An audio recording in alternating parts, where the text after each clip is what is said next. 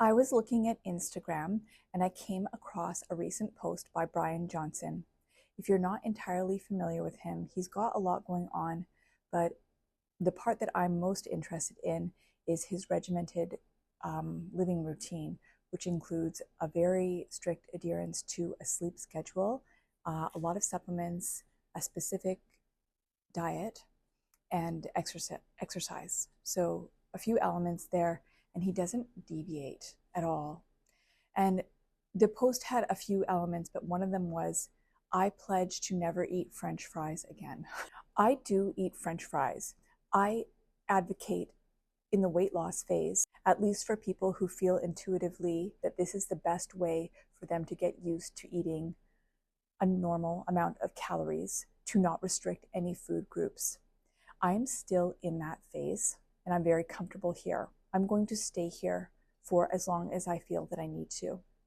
However, somebody like Bryan Johnson is way ahead of the game, advanced.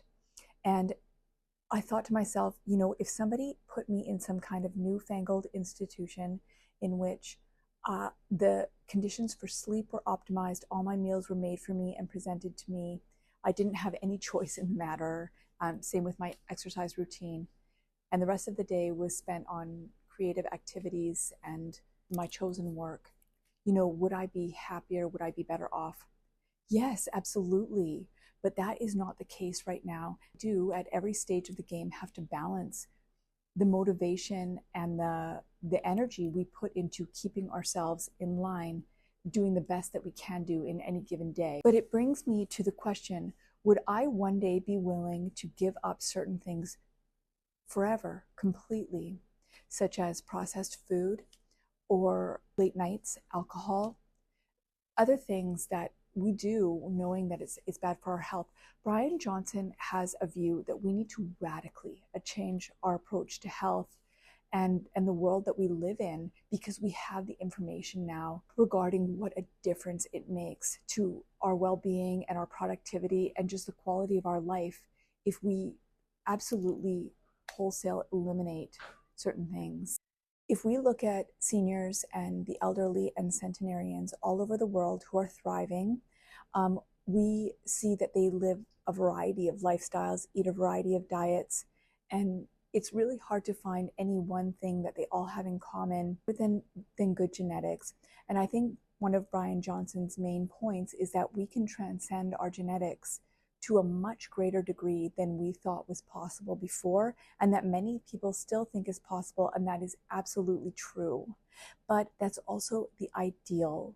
The reality is very different, especially we've been on a trajectory that is quite a bit different than what would be absolutely best for us for a long time.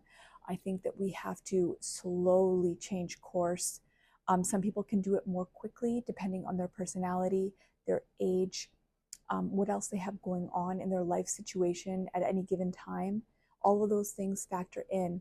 But what can happen if you try to change too quickly is a spring back, and you go right back to where you started, even worse. And that's probably happened to everybody viewing this at some point in their past. A big mistake that I have made in the past as a YouTube addict and information hound, just somebody who's very curious and always learning, is I look to people who really have their shit together, like Bryan Johnson and other health influencers, and try to emulate what they were doing before I was ready.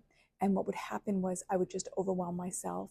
So while I would recommend informing yourself what a lot of these people are up to and clarifying between short and long-term goals, I wouldn't leap into a program like that.